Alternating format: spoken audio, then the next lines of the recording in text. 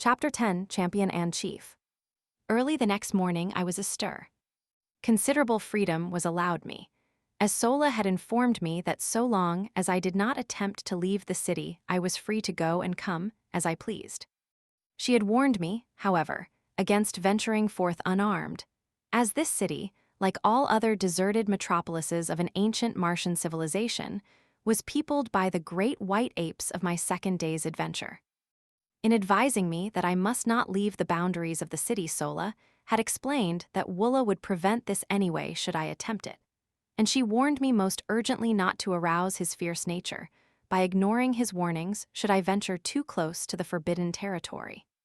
His nature was such, she said, that he would bring me back into the city dead or alive should I persist in opposing him, preferably dead, she added.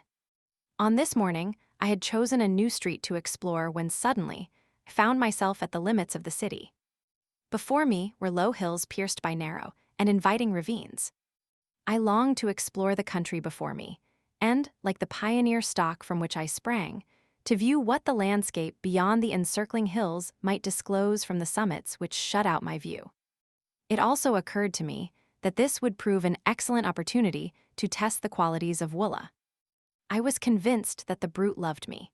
I had seen more evidences of affection in him than in any other Martian animal, man or beast, and I was sure that gratitude for the acts that had twice saved his life would more than outweigh his loyalty to the duty imposed upon him by cruel and loveless masters. As I approached the boundary line, Woola ran anxiously before me and thrust his body against my legs. His expression was pleading rather than ferocious, nor did he bare his great tusks or utter his fearful guttural warnings. Denied the friendship and companionship of my kind, I had developed considerable affection for Woola and Sola. For the normal earthly man must have some outlet for his natural affections, and so I decided upon an appeal to a like instinct in this great brute, sure that I would not be disappointed. I had never petted nor fondled him, but now I sat upon the ground and putting my arms around his heavy neck, I stroked and coaxed him, talking in my newly acquired Martian tongue as I would have to my hound at home, as I would have talked to any other friend among the lower animals. His response to my manifestation of affection was remarkable to a degree. He stretched his great mouth to its full width, baring the entire expanse of his upper rows of tusks, and wrinkling his snout until his great eyes were almost hidden by the folds of flesh. If you have ever seen a collie smile, you may have some idea of Woola's facial distortion. He threw himself upon his back and fairly wallowed at my feet, jumped up and sprang upon me, rolling me upon the ground by his great weight, then wriggling and squirming around me like a playful puppy, presenting its back for the petting it craves. I could not resist the ludicrousness of the spectacle, and holding my sides I rocked back and forth in the first laughter which had passed my lips in many days.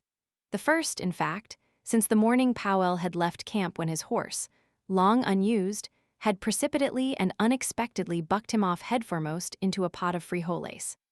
My laughter frightened Woola, his antics ceased, and he crawled pitifully toward me, poking his ugly head far into my lap. And then I remembered what laughter signified on Mars: torture, suffering, death. Quieting myself, I rubbed the poor old fellow's head and back, talked to him for a few minutes, and then in an authoritative tone commanded him to follow me, and arising started for the hills. There was no further question of authority between us. Woola was my devoted slave from that moment hence, and I his only and undisputed master. My walk to the hills occupied but a few minutes, and I found nothing of particular interest to reward me. Numerous brilliantly colored and strangely formed wildflowers dotted the ravines, and from the summit of the first hill I saw still other hills stretching off toward the north, and rising, one range above another, until lost in mountains of quite respectable dimensions. Though I afterward found that only a few peaks on all Mars exceed 4,000 feet in height, the suggestion of magnitude was merely relative. My morning's walk had been large with importance to me, for it had resulted in a perfect understanding with Woola, upon whom Tars Tarkas relied for my safekeeping. I now knew that while theoretically a prisoner, I was virtually free, and I hastened to regain the city limits before the defection of Woola could be discovered by his erstwhile masters. The adventure decided me never again to leave the limits of my prescribed stamping grounds until I was ready to venture forth for good and all, as it would certainly result in a curtailment of my liberties, as well as the probable death of Woola, were we to be discovered. On regaining the plaza, I had my third glimpse of the captive girl. She was standing with her guards before the entrance to the audience chamber, and as I approached, she gave me one haughty glance and turned her back full upon me. The act was so womanly, so earthly womanly, that though it stung my pride, it also warmed my heart with a feeling of companionship. It was good to know that someone else on Mars beside myself had human instincts of a civilized order, even though the manifestation of them was so painful and mortifying. Had a green Martian woman desired to show dislike or contempt, she would, in all likelihood, have done it with a sword thrust or a movement of her trigger finger. But as their sentiments are mostly atrophied, it would have required a serious injury to have aroused such passions in them. Sola, let me add, was an exception. I never saw her perform a cruel or uncouth act, or fail in uniform kindliness and good nature. She was indeed, as her fellow Martian had said of her, an atavism, a dear and precious reversion to a former type of loved and loving ancestor. Seeing that the prisoner seemed the center of attraction, I halted to view the proceedings. I had not long to wait, for presently Lorquas Tomel and his retinue of chieftains approached the building, and signing the guards to follow with the prisoner, entered the audience chamber. Realizing that I was a somewhat favored character, and also convinced that the warriors did not know of my proficiency in their language, as I had pleaded with Sola to keep this a secret on the grounds that I did not wish to be forced to talk with the men until I had perfectly mastered the Martian tongue, I chanced an attempt to enter the audience chamber and listen to the proceedings. The council squatted upon the steps of the rostrum, while below them stood the prisoner and her two guards. I saw that one of the women was Sarkoja, and thus understood how she had been present at the hearing of the preceding day, the results of which she had reported to the occupants of our dormitory last night. Her attitude toward the captive was most harsh and brutal. When she held her, she sunk her rudimentary nails into the poor girl's flesh, or twisted her arm in a most painful manner. When it was necessary to move from one spot to another, she either jerked her roughly, or pushed her headlong before her. She seemed to be venting upon this poor defenseless creature all the hatred, cruelty, ferocity, and spite of her 900 years, backed by unguessable ages of fierce and brutal ancestors. The other woman was less cruel because she was entirely indifferent. If the prisoner had been left to her alone, and fortunately she was at night, she would have received no harsh treatment, nor, by the same token, would she have received any attention at all. As Lorquas Tomel raised his eyes to address the prisoner, they fell on me, and he turned to Tars Tarkas with a word and gesture of impatience. Tars Tarkas made some reply which I could not catch, but which caused Lorquas Tomel to smile, after which they paid no further attention to me. "What is your name?" asked Lorquas Tomel, addressing the prisoner. "Dejah Thoris, daughter of Mors Kajek of Helium." "And the nature of your expedition," he continued. "It was a purely scientific research party sent out by my father's father, the Jedek of Helium, to rechart the air currents and to take atmospheric density tests," replied the fair prisoner in a low, well-modulated voice. "We were unprepared for battle," she continued, "as we were on a peaceful mission, as our banners and the colors of our craft denoted. The work we were doing was as much in your interests as in ours, for you know full well that were it not for our labors and the fruits of our scientific operations, there would not be enough air or water on Mars to support a single human life. For ages, we have maintained the air and water supply at practically the same point without an appreciable loss. And we have done this in the face of the brutal and ignorant interference of you green men. Why will you not learn to live in amity with your fellows? Must you ever go on down the ages to your final extinction, but little above the plane of the dumb brutes that serve you? A people without written language, without art, without homes, without love, the victims of eons of the horrible community idea. Owning everything in common, even to your women and children, has resulted in your owning nothing in common. You hate each other as you hate all else except yourselves. Come back to the ways of our common ancestors, Come back to the light of kindliness and fellowship. The way is open to you. You will find the hands of the red men stretched out to aid you.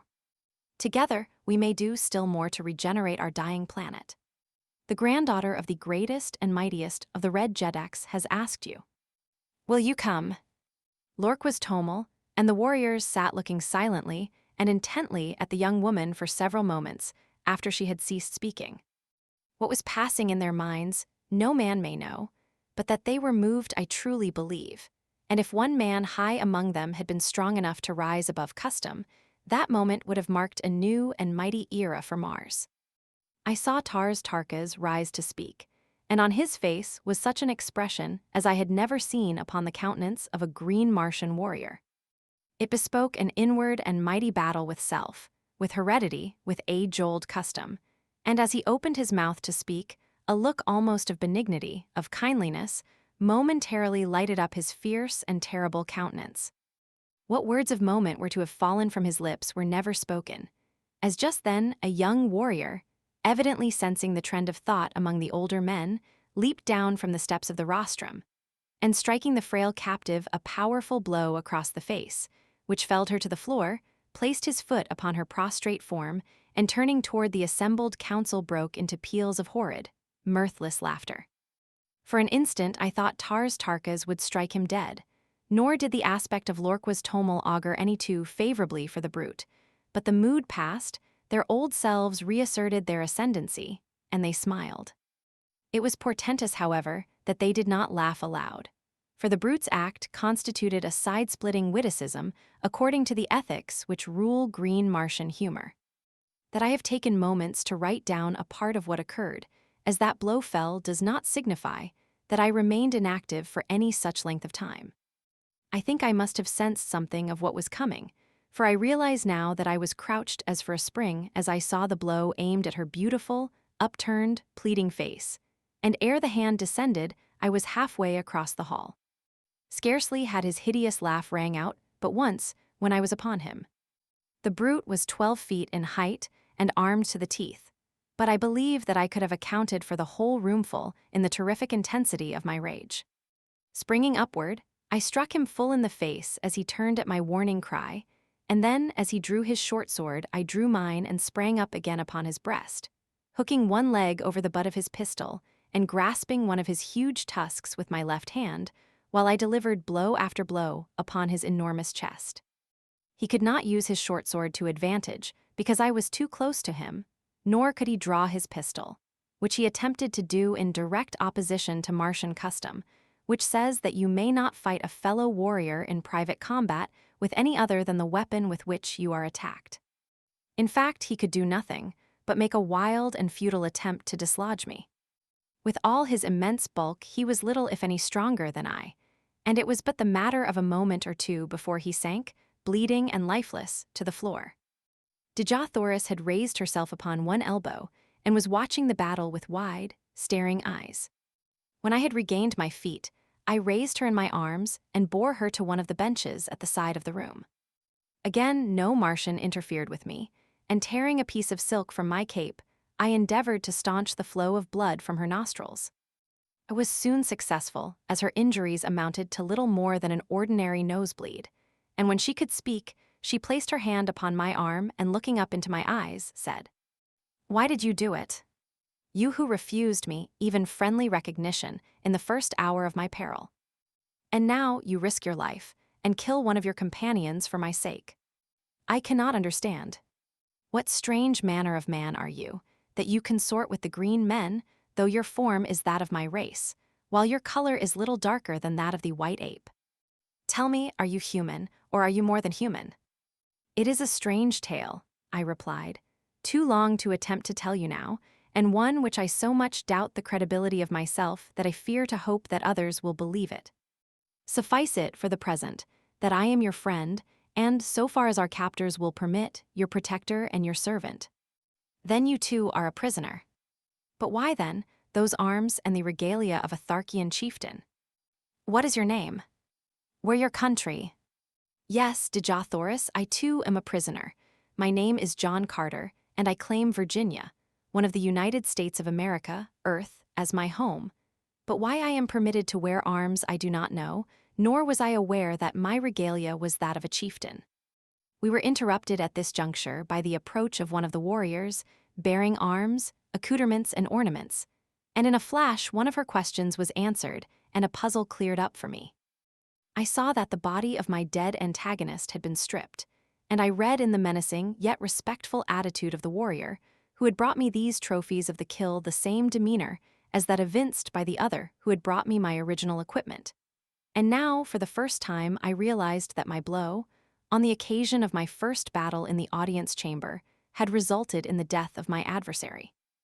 The reason for the whole attitude displayed toward me was now apparent.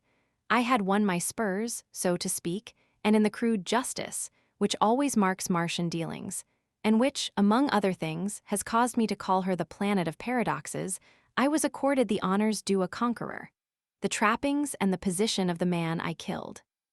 In truth, I was a Martian chieftain, and this I learned later was the cause of my great freedom and my toleration in the audience chamber. As I had turned to receive the dead warrior's chattels, I had noticed that Dejah Thoris and several others had pushed forward toward us, and the eyes of the former rested upon me in a most quizzical manner. Finally he addressed me. "You speak the tongue of Barsoom quite readily, for one who was deaf and dumb to us a few short days ago. Where did you learn it, John Carter?" "You yourself are responsible, Dejah Thoris," I replied, "in that you furnished me with an instructress of remarkable ability. I have to thank Sola for my learning." "She has done well," he answered, "but your education in other respects needs considerable polish. Do you know what your unprecedented temerity would have cost you had you failed to kill either of the two chieftains whose medal you now wear?" "I presume that that one whom I had failed to kill would have killed me," I answered, smiling. "No, you are wrong. Only in the last extremity of self-defense would a Martian warrior kill a prisoner. We like to save them for other purposes," and his face bespoke possibilities that were not pleasant to dwell upon. "But one thing can save you now," he continued. "Should you, in recognition of your remarkable valor, ferocity, and prowess, be considered by Dejah as worthy of his service, you may be taken into the community and become a full-fledged Tharkian. Until we reach the headquarters of Dejah, it is the will of Lorquas Tomel that you be accorded the respect your acts have earned you. You will be treated by us as a Tharkian chieftain, but you must not forget that every chief who ranks you is responsible for your safe delivery to our mighty and most ferocious ruler." "I am done." "I hear you, Dejah Thoris," I answered. "As you know, I am not of Barsoom. Your ways are not my ways, and I can only act in the future as I have in the past, in accordance with the dictates of my conscience and guided by the standards of mine own people. If you will leave me alone, I will go in peace, but if not, let the individual Barsoomians with whom I must deal either respect my rights as a stranger among you, or take whatever consequences may befall. Of one thing let us be sure, whatever may be your ultimate intentions toward this unfortunate young woman, whoever would offer her injury or insult in the future must figure on making a full accounting to me. I understand that you belittle all sentiments of generosity and kindliness, but I do not, and I can convince your most doughty warrior that these characteristics are not incompatible with an ability to fight. Ordinarily, I am not given to long speeches, nor ever before had I descended to bombast, but I had guessed at the keynote which would strike an answering chord in the breasts of the green Martians, nor was I wrong, for my harangue evidently deeply impressed them, and their attitude toward me thereafter was still further respectful. Dejah Thoris himself seemed pleased with my reply, but his only comment was more or less enigmatical, and I think I know Dejah, Jeddak of Thark.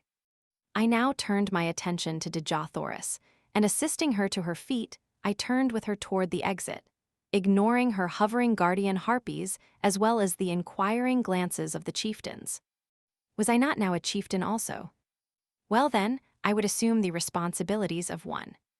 They did not molest us, and so Dejah Thoris, Princess of Helium, and John Carter, Gentleman of Virginia, followed by the faithful Willa, passed through utter silence from the audience chamber of Lorquas Tomel, Jed among the Tharks of Barsoom.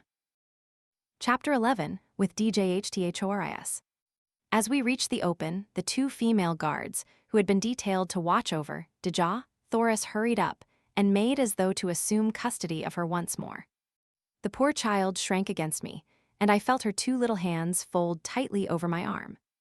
Waving the women away, I informed them that Sola would attend the captive hereafter, and I further warned Sarkoja that any more of her cruel attentions bestowed upon Dejah Thoris would result in Sarkoja's sudden and painful demise. My threat was unfortunate and resulted in more harm than good to Dejah Thoris. For, as I learned later, men do not kill women upon Mars, nor women men. So Sarkoja merely gave us an ugly look and departed to hatch up deviltries against us. I soon found Sola and explained to her that I wished her to guard Dejah Thoris as she had guarded me, that I wished her to find other quarters where they would not be molested by Sarkoja, and I finally informed her that I myself would take up my quarters among the men. Sola glanced at the accoutrements, which were carried in my hand and slung across my shoulder. "You are a great chieftain now, John Carter," she said, "and I must do your bidding, though indeed I am glad to do it under any circumstances. The man whose medal you carry was young, but he was a great warrior, and had by his promotions and kills won his way close to the rank of Tars Tarkas, who, as you know, is second to Lorquas Tomel only. You are 11th, there are but 10 chieftains in this community who rank you in prowess. And if I should kill Lorquas Tomel, I asked, you would be first, John Carter, but you may only win that honor by the will of the entire council that Lorquas Tomel meet you in combat, or should he attack you, you may kill him in self-defense and thus win first place." I laughed and changed the subject. I had no particular desire to kill Lorquas Tomel, and less to be a Jed among the Tharks. I accompanied Sola and Dejah Thoris in a search for new quarters, which we found in a building nearer the audience chamber and of far more pretentious architecture than our former habitation. We also found in this building real sleeping apartments with ancient beds of highly wrought metal, swinging from enormous gold chains, depending from the marble ceilings. The decoration of the walls was most elaborate, and, unlike the frescoes in the other buildings I had examined, portrayed many human figures in the compositions. These were of people like myself, and of a much lighter color than Dejah Thoris. They were clad in graceful, flowing robes, highly ornamented with metal and jewels, and their luxuriant hair was of a beautiful golden and reddish bronze. The men were beardless, and only a few wore arms. The scenes depicted, for the most part, a fair-skinned, fair-haired people at play. Dejah Thoris clasped her hands with an exclamation of rapture as she gazed upon these magnificent works of art, wrought by a people long extinct, while Sola, on the other hand, apparently did not see them. We decided to use this room, on the second floor and overlooking the plaza, for Dejah Thoris and Sola, and another room adjoining and in the rear for the cooking and supplies. I then dispatched Sola to bring the bedding and such food and utensils as she might need, telling her that I would guard Dejah Thoris until her return. As Sola departed, Dejah Thoris turned to me with a faint smile. "And where to, then, would your prisoner escape should you leave her, unless it was to follow you and crave your protection, and ask your pardon for the cruel thoughts she has harbored against you these past few days?" "You are right," I answered. "There is no escape for either of us unless we go together. I heard your challenge to the creature you call Tars Tarkas, and I think I understand your position among these people. But what I cannot fathom is your statement that you are not of Barsoom." "In the name of my first ancestor, then," she continued, "where may you be from? You are like unto my people, and yet so unlike. You speak my language, and yet I heard you tell Tars Tarkas that you had but learned it recently.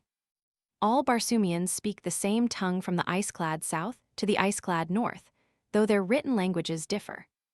Only in the valley door, where the river Is empties into the lost sea of Chorus, is there supposed to be a different language spoken, and, except in the legends of our ancestors, there is no record of a Barsoomian returning up the river Is, from the shores of Chorus in the valley of Dor. Do not tell me that you have thus returned. They would kill you horribly anywhere upon the surface of Barsoom if that were true. Tell me it is not." Her eyes were filled with a strange, weird light.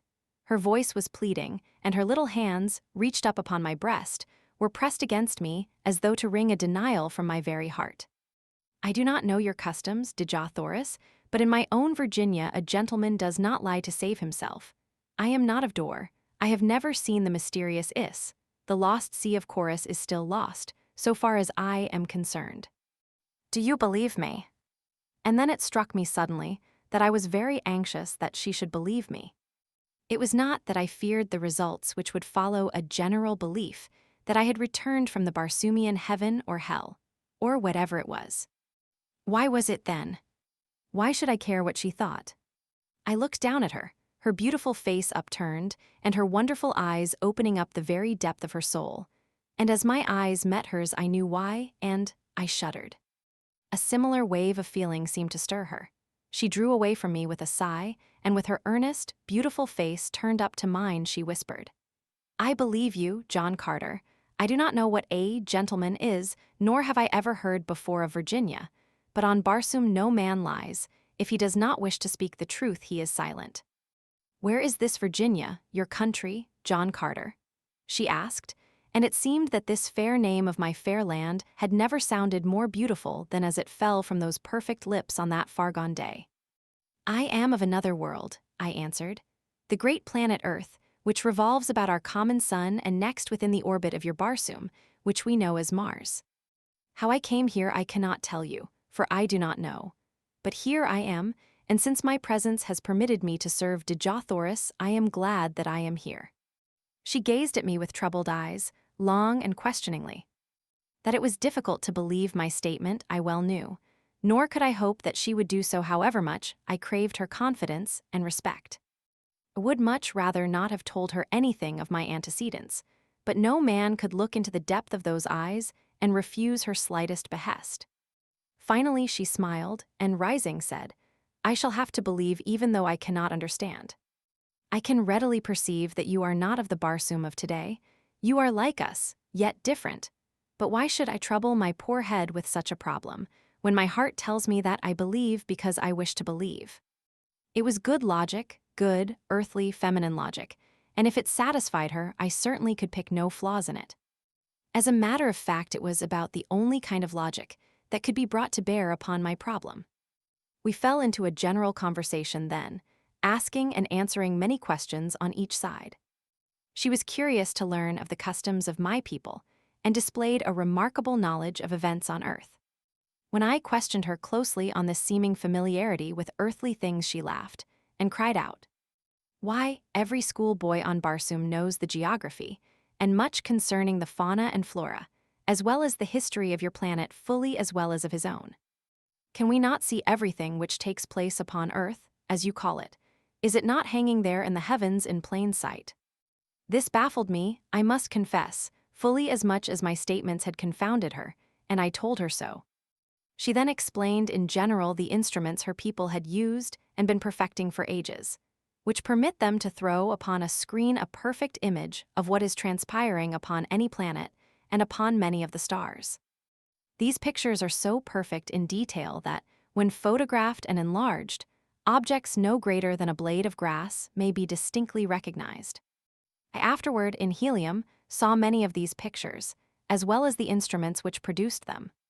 If, then, you are so familiar with earthly things, I asked, why is it that you do not recognize me as identical with the inhabitants of that planet? She smiled again, as one might in bored indulgence of a questioning child. Because, John Carter, she replied, nearly every planet and star having atmospheric conditions at all approaching those of Barsoom shows forms of animal life almost identical with you and me. And further, Earthmen, almost without exception, cover their bodies with strange, unsightly pieces of cloth, and their heads with hideous contraptions the purpose of which we have been unable to conceive. While you, when found by the Tharkian warriors, were entirely undisfigured and unadorned. The fact that you wore no ornaments is a strong proof of your un-Barsoomian origin, while the absence of grotesque coverings might cause a doubt as to your earthliness. I then narrated the details of my departure from the earth, explaining that my body there lay fully clothed in all the, to her, strange garments of mundane dwellers. At this point Sola returned with our meager belongings and her young Martian protégé, who, of course, would have to share the quarters with them. Sola asked us if we had had a visitor during her absence, and seemed much surprised when we answered in the negative. It seemed that as she had mounted the approach to the upper floors where our quarters were located, she had met Sarkoja descending. We decided that she must have been eavesdropping, but as we could recall nothing of importance that had passed between us, we dismissed the matter as of little consequence, merely promising ourselves to be warned to the utmost caution in the future. Dejah Thoris and I then fell to examining the architecture and decorations of the beautiful chambers of the building we were occupying. She told me that these people had presumably flourished over 100,000 years before. They were the early progenitors of her race, but had mixed with the other great race of early Martians, who were very dark, almost black, and also with the reddish-yellow race which had flourished at the same time. These three great divisions of the higher Martians had been forced into a mighty alliance as the drying up of the Martian seas had compelled them to seek the comparatively few and always diminishing fertile areas, and to defend themselves, under new conditions of life, against the wild hordes of green men. Ages of close relationship and intermarrying had resulted in the race of red men, of which Dejah Thoris was a fair and beautiful daughter. During the ages of hardships and incessant warring between their own various races, as well as with the green men, and before they had fitted themselves to the changed conditions, much of the high civilization and many of the arts of the fair-haired Martians had become lost. But the red race of today has reached a point where it feels that it has made up in new discoveries and in a more practical civilization for all that lies irretrievably buried with the ancient Barsoomians beneath the countless intervening ages. These ancient Martians had been a highly cultivated and literary race, but during the vicissitudes of those trying centuries of readjustment to new conditions, not only did their advancement and production cease entirely, but practically all their archives, records, and literature were lost. Dejah Thoris related many interesting facts and legends concerning this lost race of noble and kindly people. She said that the city in which we were camping was supposed to have been a center of commerce and culture known as Corid. It had been built upon a beautiful, natural harbor, landlocked by magnificent hills. The little valley on the west front of the city, she explained, was all that remained of the harbor, while the pass through the hills to the old sea bottom had been the channel through which the shipping passed up to the city's gates. The shores of the ancient seas were dotted with just such cities, and lesser ones, in diminishing numbers, were to be found converging toward the center of the oceans, as the people had found it necessary to follow the receding waters until necessity had forced upon them their ultimate salvation, the so-called Martian canals. We had been so engrossed in exploration of the building and in our conversation that it was late in the afternoon before we realized it. We were brought back to a realization of our present conditions by a messenger bearing a summons from Lorquas Tomel directing me to appear before him forthwith. Bidding Dejah Thoris and Sola farewell, and commanding Woola to remain on guard, I hastened to the audience chamber, where I found Lorquas Tomel and Tars Tarkas seated upon the rostrum. Chapter 12, A Prisoner with Power. As I entered and saluted, Lorquas Tomel signaled me to advance, and fixing his great, hideous eyes upon me, addressed me thus. You have been with us a few days, yet during that time you have by your prowess won a high position among us. Be that as it may, you are not one of us, you owe us no allegiance. Your position is a peculiar one, he continued. You are a prisoner, and yet you give commands which must be obeyed. You are an alien, and yet you are a Tharkian chieftain. You are a midget, and yet you can kill a mighty warrior with one blow of your fist. And now you are reported to have been plotting to escape with another prisoner of another race, a prisoner who, from her own admission, half believes you are returned from the Valley of Dor. Either one of these accusations, if proved, would be sufficient grounds for your execution, but we are a just people, and you shall have a trial on our return to Thark, if Tal Hajus so commands. But, he continued, in his fierce guttural tones, if you run off with the red girl, it is I who shall have to account to Tal Hajus. It is I who shall have to face Tars Tarkas, and either demonstrate my right to command, or the metal from my dead carcass will go to a better man, for such is the custom of the Tharks. I have no quarrel with Tars Tarkas. Together we rule supreme the greatest of the lesser communities among the green men. We do not wish to fight between ourselves, and so, if you were dead, John Carter, I should be glad. Under two conditions only, however, may you be killed by us without orders from Talhages. In personal combat in self-defense, should you attack one of us, or were you apprehended in an attempt to escape. As a matter of justice, I must warn you that we only await one of these two excuses for ridding ourselves of so great a responsibility. The safe delivery of the Red Girl to Talhages is of the greatest importance. Not in 1,000 years have the Tharks made such a capture. She is the granddaughter of the greatest of the Red Jedeks, who is also our bitterest enemy. I have spoken. The Red Girl told us that we were without the softer sentiments of humanity, but we are a just and truthful race. You may go. Turning, I left the audience chamber. So this was the beginning of Sarkoja's persecution. I knew that none other could be responsible for this report, which had reached the ears of Lorquas Tomel so quickly. And now I recalled those portions of our conversation which had touched upon escape and upon my origin. Sarkoja was at this time Tars Tarka's oldest and most trusted female. As such, she was a mighty power behind the throne, for no warrior had the confidence of Lorquas Tomel to such an extent as did his ablest lieutenant, Tars Tarkas. However, instead of putting thoughts of possible escape from my mind, my audience with Lorquas Tomel only served to center my every faculty on this subject. Now, more than before, the absolute necessity for escape, in so far as Dejah Thoris was concerned, was impressed upon me, for I was convinced that some horrible fate awaited her at the headquarters of Talhages.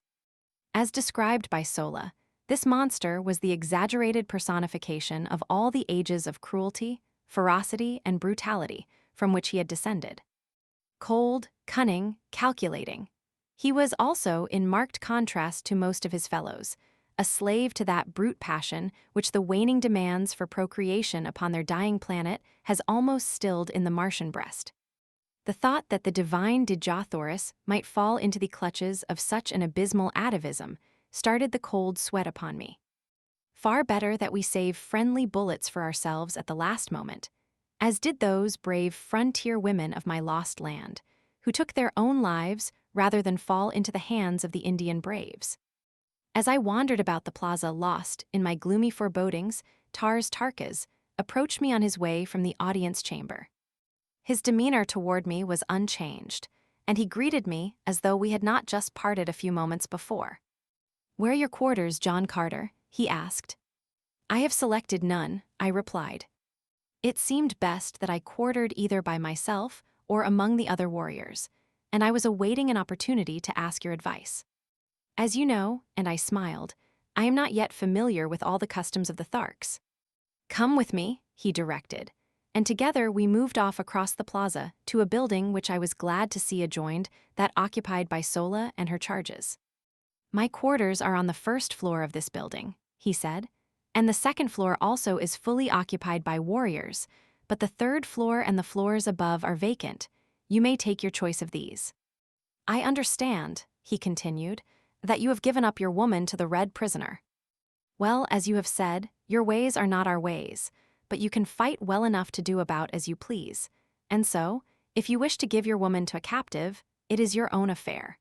But as a chieftain, you should have those to serve you, and in accordance with our customs, you may select any or all the females from the retinues of the chieftains whose medal you now wear." I thanked him, but assured him that I could get along very nicely without assistance, except in the matter of preparing food. And so he promised to send women to me for this purpose, and also for the care of my arms and the manufacture of my ammunition, which he said would be necessary. I suggested that they might also bring some of the sleeping silks and furs which belonged to me as spoils of combat, for the nights were cold and I had none of my own. He promised to do so and departed. Left alone, I ascended the winding corridor to the upper floors in search of suitable quarters. The beauties of the other buildings were repeated in this, and, as usual, I was soon lost in a tour of investigation and discovery.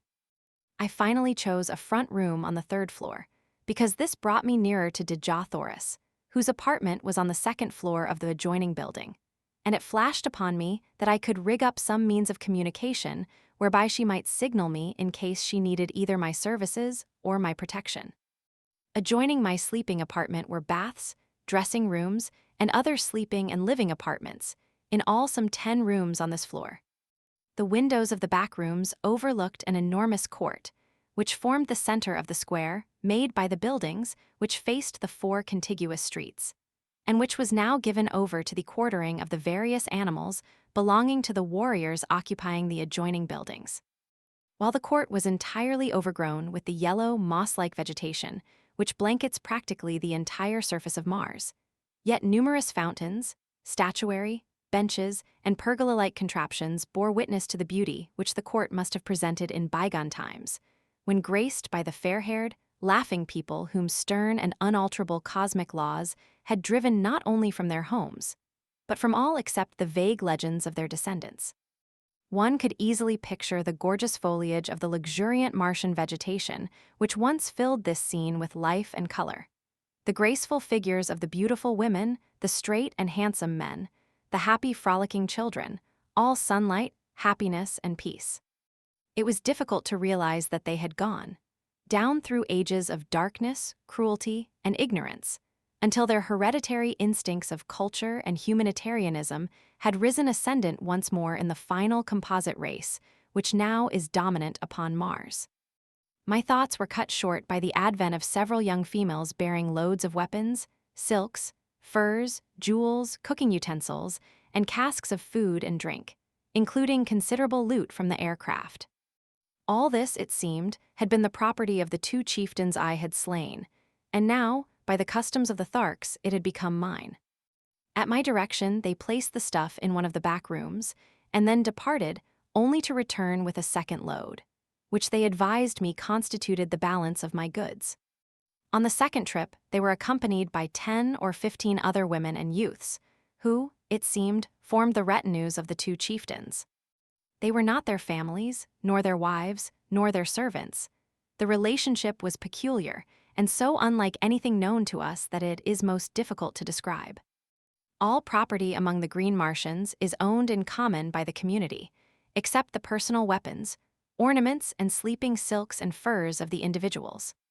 These alone can one claim undisputed right to, nor may he accumulate more of these than are required for his actual needs.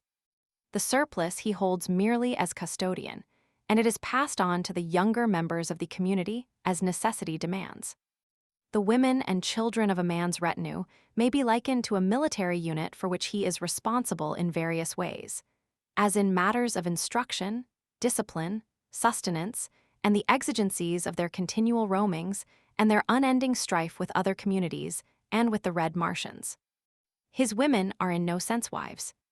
The Green Martians use no word corresponding in meaning with this earthly word. Their mating is a matter of community interest solely, and is directed without reference to natural selection. The council of chieftains of each community control the matter as surely as the owner of a Kentucky racing stud directs the scientific breeding of his stock for the improvement of the whole. In theory, it may sound well, as is often the case with theories, but the results of ages of this unnatural practice, coupled with the community interest in the offspring being held paramount to that of the mother, is shown in the cold, cruel creatures and their gloomy, loveless, mirthless existence. It is true that the Green Martians are absolutely virtuous, both men and women, with the exception of such degenerates as Talhages, but better far a finer balance of human characteristics, even at the expense of a slight and occasional loss of chastity. Finding that I must assume responsibility for these creatures, whether I would or not, I made the best of it and directed them to find quarters on the upper floors, leaving the 3rd floor to me. One of the girls I charged with the duties of my simple cuisine, and directed the others to take up the various activities which had formerly constituted their vocations. Thereafter I saw little of them, nor did I care to. Chapter 13, Love-Making on Mars. Following the battle with the airships, the community remained within the city for several days, abandoning the homeward march until they could feel reasonably assured that the ships would not return. For to be caught on the open plains with a cavalcade of chariots and children was far from the desire of even so warlike a people as the Green Martians. During our period of inactivity, Dejah Thoris had instructed me in many of the customs and arts of war familiar to the Tharks, including lessons in riding and guiding the great beasts which bore the warriors. These creatures, which are known as thoats, are as dangerous and vicious as their masters, but when once subdued are sufficiently tractable for the purposes of the Green Martians.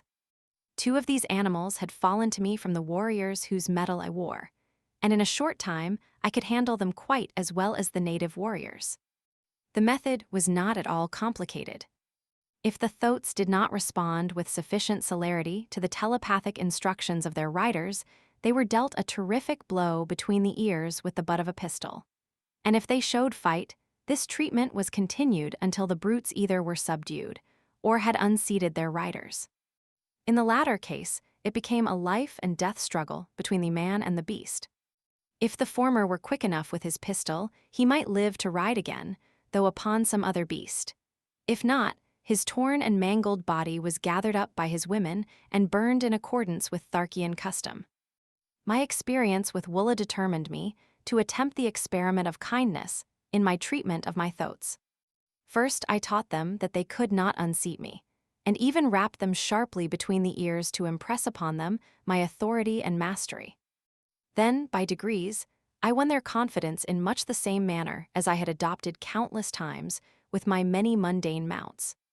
I was ever a good hand with animals, and by inclination, as well as because it brought more lasting and satisfactory results, I was always kind and humane in my dealings with the lower orders. I could take a human life, if necessary, with far less compunction than that of a poor, unreasoning, irresponsible brute. In the course of a few days, my thoats were the wonder of the entire community.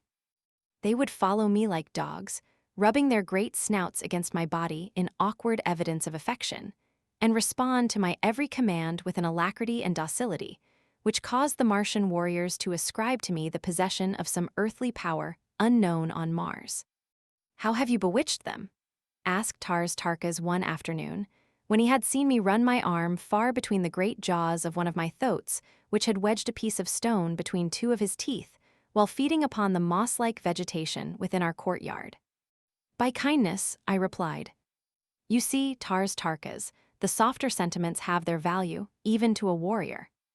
In the height of battle, as well as upon the march, I know that my thoats will obey my every command, and therefore my fighting efficiency is enhanced, and I am a better warrior for the reason that I am a kind master. Your other warriors would find it to the advantage of themselves, as well as of the community, to adopt my methods in this respect. Only a few days since you, yourself, told me that these great brutes, by the uncertainty of their tempers, often were the means of turning victory into defeat, since, at a crucial moment, they might elect to unseat and rend their riders. Show me how you accomplish these results, was Dejah Thoris' only rejoinder. And so I explained as carefully as I could the entire method of training I had adopted with my beasts, and later he had me repeat it before Lorquas Tomel and the assembled warriors. That moment marked the beginning of a new existence for the poor thoats, and before I left the community of Lorquas Tomel, I had the satisfaction of observing a regiment of as tractable and docile mounts as one might care to see. The effect on the precision and celerity of the military movements was so remarkable that Lorquas Tomel presented me with a massive anklet of gold from his own leg, as a sign of his appreciation of my service to the horde. On the 7th day, following the battle with the aircraft, we again took up the march toward Thark, all probability of another attack being deemed remote by Lorquas Tomel. During the days just preceding our departure, I had seen but little of Dejah Thoris, as I had been kept very busy by Dejah Thoris with my lessons in the art of Martian warfare, as well as in the training of my thoats. The few times I had visited her quarters, she had been absent, walking upon the streets with Sola, or investigating the buildings in the near vicinity of the plaza. I had warned them against venturing far from the plaza for fear of the great white apes, whose ferocity I was only too well acquainted with. However, since Woola accompanied them on all their excursions, and as Sola was well armed, there was comparatively little cause for fear. On the evening before our departure, I saw them approaching along one of the great avenues which lead into the plaza from the east. I advanced to meet them, and telling Sola that I would take the responsibility for Dejah Thoris, safekeeping, I directed her to return to her quarters on some trivial errand. I liked and trusted Sola, but for some reason I desired to be alone with Dejah Thoris, who represented to me all that I had left behind upon earth in agreeable and congenial companionship. There seemed bonds of mutual interest between us as powerful as though we had been born under the same roof rather than upon different planets, hurtling through space some 48 million miles apart. That she shared my sentiments in this respect I was positive, for on my approach the look of pitiful hopelessness left her sweet countenance to be replaced by a smile of joyful welcome, as she placed her little right hand upon my left shoulder in true red Martian salute. Sarkoja told Sola that you had become a true Thark, she said, and that I would now see no more of you than of any of the other warriors. Sarkoja is a liar of the first magnitude, I replied, notwithstanding the proud claim of the Tharks to absolute verity. Dejah Thoris laughed. I knew that even though you became a member of the community, you would not cease to be my friend. A warrior may change his mettle, but not his heart, as the saying is upon Barsoom. I think they have been trying to keep us apart, she continued, for whenever you have been off duty one of the older women of Tars Tarkas, retinue has always arranged to trump up some excuse to get Sola and me out of sight. They have had me down in the pits below the buildings, helping them mix their awful radium powder and make their terrible projectiles. You know that these have to be manufactured by artificial light, as exposure to sunlight always results in an explosion. You have noticed that their bullets explode when they strike an object. Well, the opaque outer coating is broken by the impact, exposing a glass cylinder, almost solid, in the forward end of which is a minute particle of radium powder. The moment the sunlight, even though diffused, strikes this powder, it explodes with a violence which nothing can withstand. If you ever witness a night battle, you will note the absence of these explosions, while the morning following the battle will be filled at sunrise with the sharp detonations of exploding missiles fired the preceding night.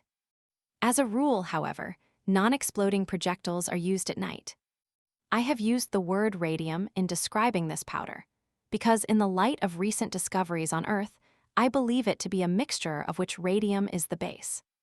In Captain Carter's manuscript, it is mentioned always by the name used in the written language of helium, and is spelled in hieroglyphics which it would be difficult and useless to reproduce. While I was much interested in Dejah Thoris' explanation of this wonderful adjunct to Martian warfare, I was more concerned by the immediate problem of their treatment of her. That they were keeping her away from me was not a matter for surprise, but that they should subject her to dangerous and arduous labor filled me with rage. Have they ever subjected you to cruelty and ignominy, Dejah Thoris? Asked, feeling the hot blood of my fighting ancestors leap in my veins as I awaited her reply. Only in little ways, John Carter, she answered. Nothing that can harm me outside my pride.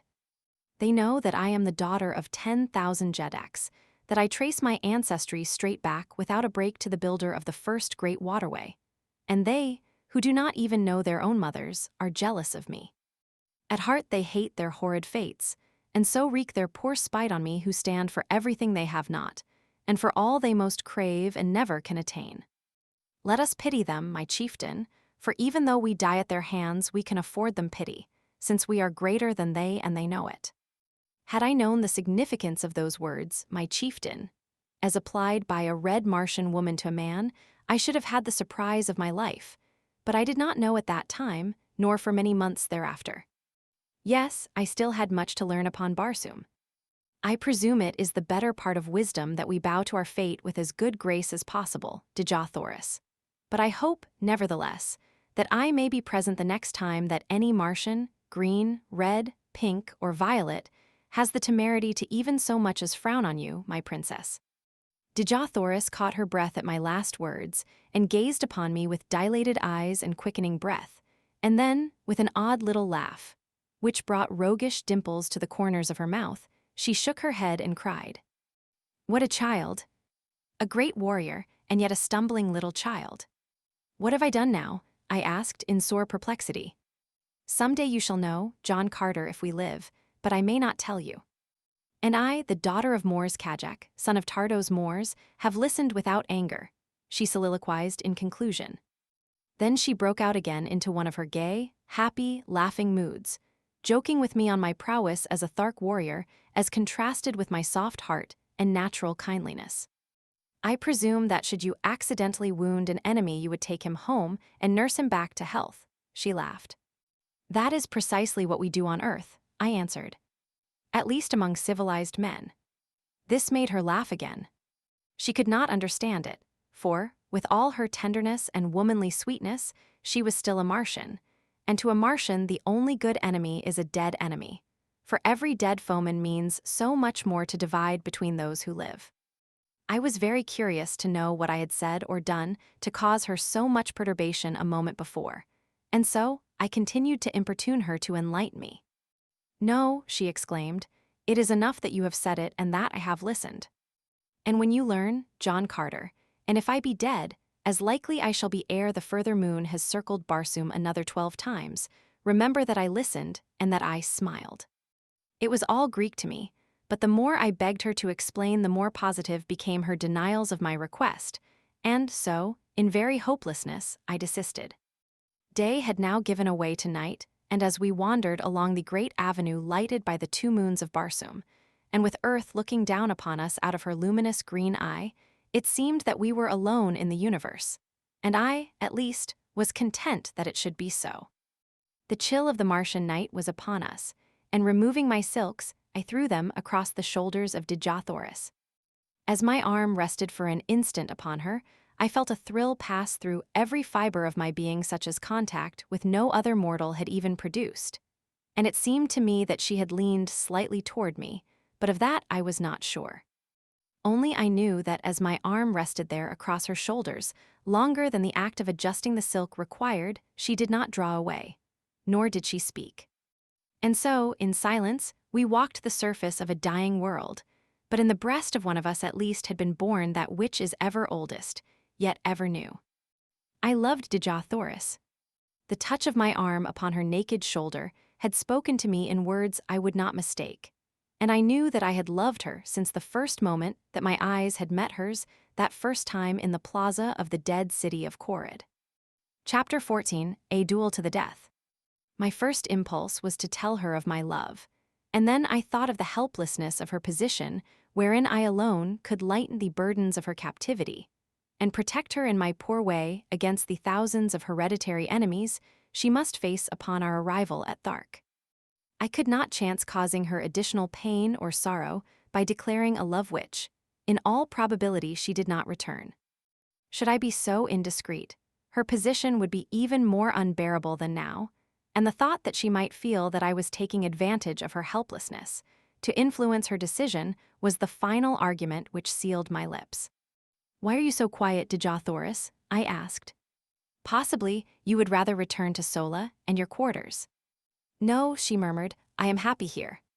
I do not know why it is that I should always be happy and contented when you, John Carter, a stranger, are with me.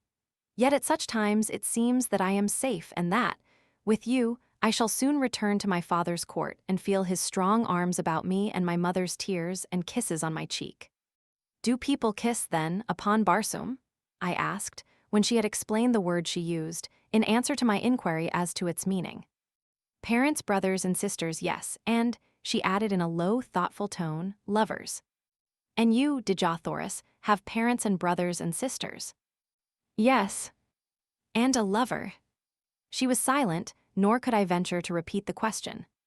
The man of Barsoom, she finally ventured, does not ask personal questions of women except his mother and the woman he has fought for and won.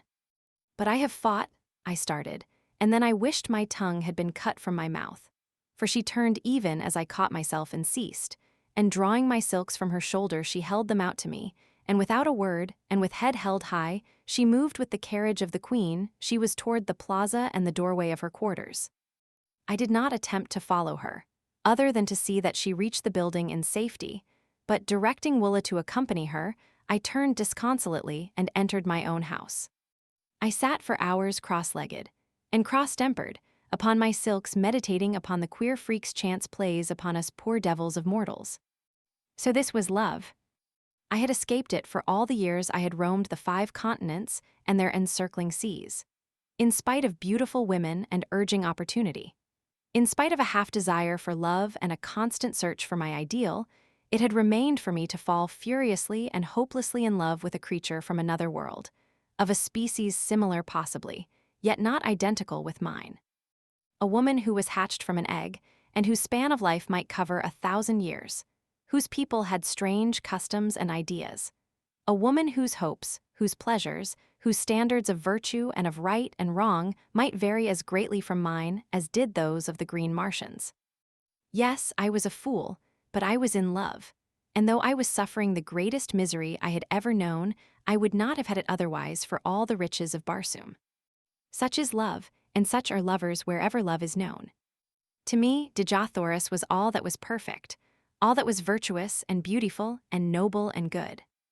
I believed that from the bottom of my heart, from the depth of my soul on that night in Corrid, as I sat cross-legged upon my silks, while the nearer moon of Barsoom raced through the western sky toward the horizon, and lighted up the gold and marble and jeweled mosaics of my world-old chamber. And I believe it today as I sit at my desk in the little study overlooking the Hudson. 20 years have intervened.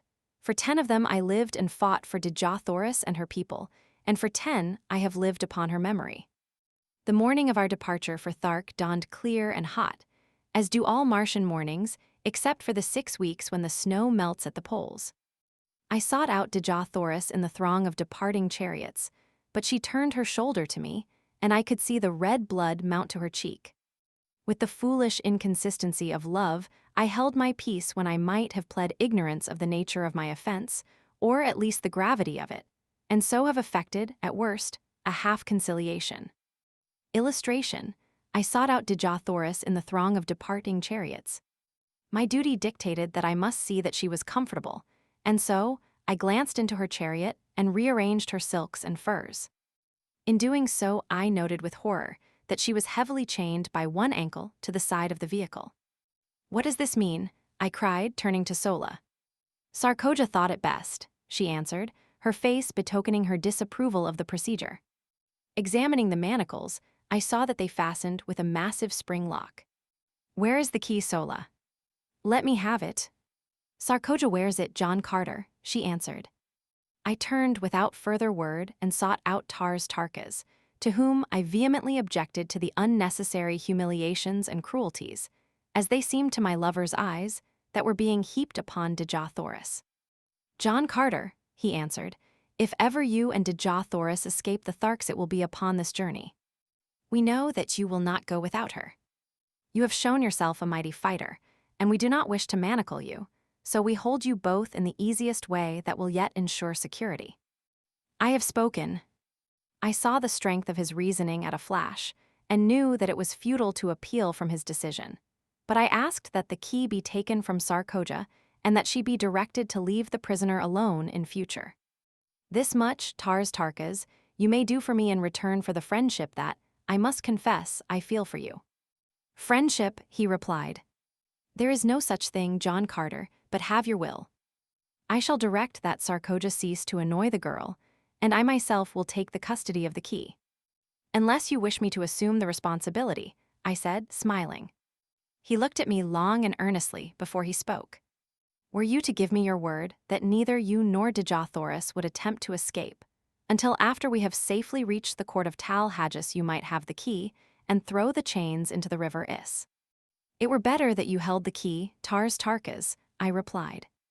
He smiled and said no more, but that night as we were making camp, I saw him unfasten Dejah Thoris, fetters himself. With all his cruel ferocity and coldness, there was an undercurrent of something in Tarkas which he seemed ever battling to subdue. Could it be a vestige of some human instinct, come back from an ancient forebear, to haunt him with the horror of his people's ways? As I was approaching Dejah Thoris' chariot, I passed Sarkoja, and the black, venomous look she accorded me was the sweetest balm I had felt for many hours. Lord, how she hated me! It bristled from her so palpably that one might almost have cut it with a sword. A few moments later, I saw her deep in conversation with a warrior named Zad, a big, hulking, powerful brute, but one who had never made a kill among his own chieftains, and so was still an Omad, or man with one name. He could win a second name only with the medal of some chieftain. It was this custom which entitled me to the names of either of the chieftains I had killed.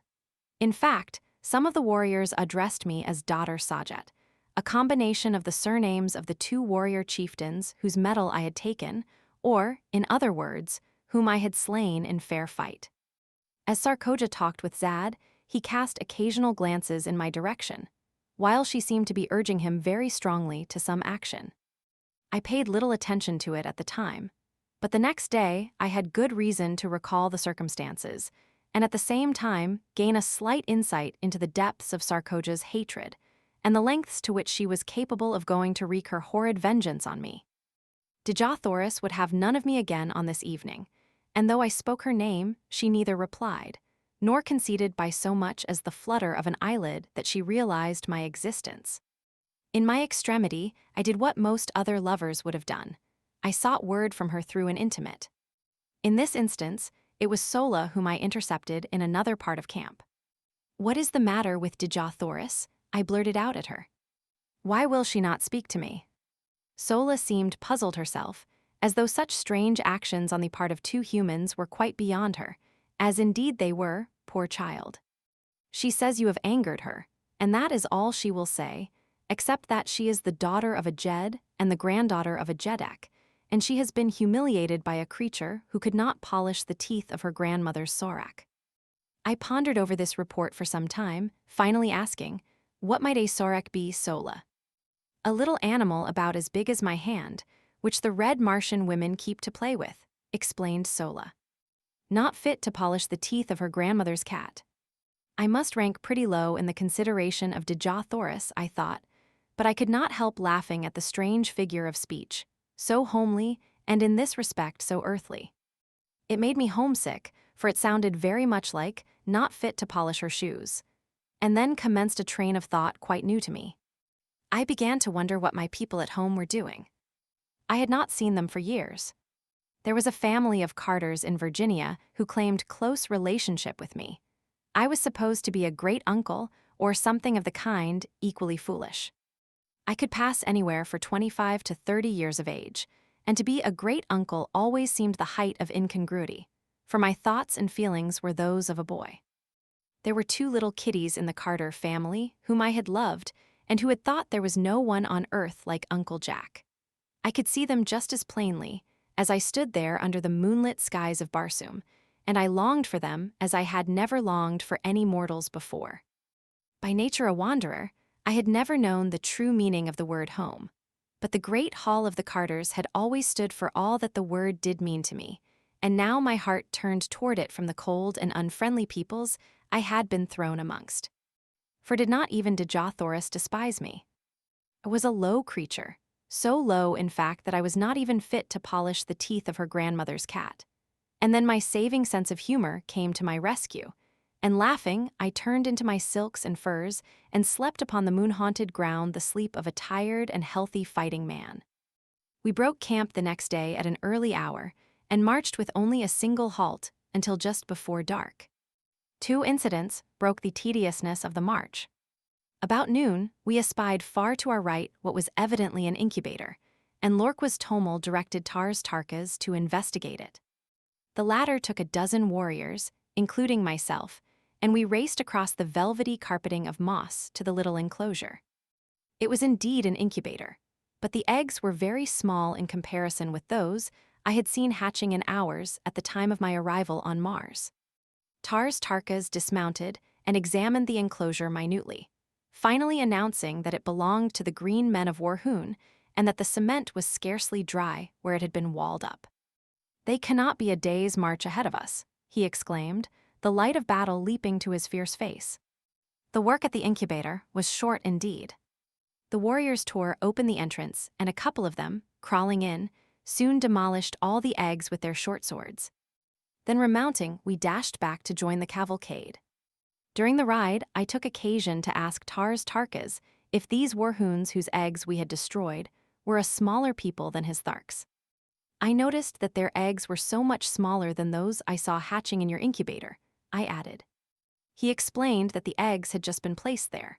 But, like all green Martian eggs, they would grow during the 5-year period of incubation until they obtained the size of those I had seen hatching on the day of my arrival on Barsoom. This was indeed an interesting piece of information, for it had always seemed remarkable to me that the green Martian women, large as they were, could bring forth such enormous eggs as I had seen the 4-foot infants emerging from. As a matter of fact, the new-laid egg is but little larger than an ordinary goose egg, and as it does not commence to grow until subjected to the light of the sun, the chieftains have little difficulty in transporting several hundreds of them at one time from the storage vaults to the incubators.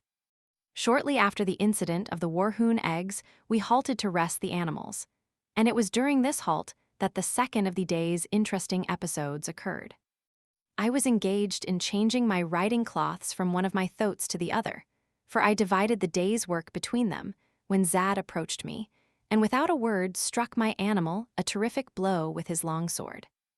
I did not need a manual of green Martian etiquette to know what reply to make, for, in fact, I was so wild with anger that I could scarcely refrain from drawing my pistol and shooting him down for the brute he was. But he stood waiting with drawn long sword, and my only choice was to draw my own and meet him in fair fight with his choice of weapons, or a lesser one. This latter alternative is always permissible, therefore I could have used my short sword, my dagger, my hatchet, or my fists had I wished, and been entirely within my rights, but I could not use firearms or a spear while he held only his long sword. I chose the same weapon he had drawn because I knew he prided himself upon his ability with it, and I wished, if I whisted him at all, to do it with his own weapon. The fight that followed was a long one and delayed the resumption of the march for an hour. The entire community surrounded us, leaving a clear space about 100 feet in diameter for our battle. Zad first attempted to rush me down as a bull might a wolf, but I was much too quick for him, and each time I sidestepped his rushes, he would go lunging past me, only to receive a nick from my sword upon his arm or back. He was soon streaming blood from a half-dozen minor wounds, but I could not obtain an opening to deliver an effective thrust. Then he changed his tactics, and fighting warily and with extreme dexterity, he tried to do by science what he was unable to do by brute strength.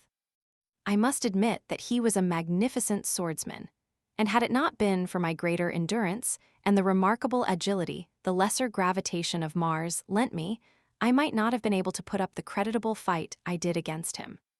We circled for some time without doing much damage on either side, the long, straight, needle-like swords flashing in the sunlight and ringing out upon the stillness as they crashed together with each effective parry. Finally, Zad, realizing that he was tiring more than I, evidently decided to close in and end the battle in a final blaze of glory for himself. Just as he rushed me, a blinding flash of light struck full in my eyes, so that I could not see his approach and could only leap blindly to one side in an effort to escape the mighty blade that it seemed I could already feel in my vitals.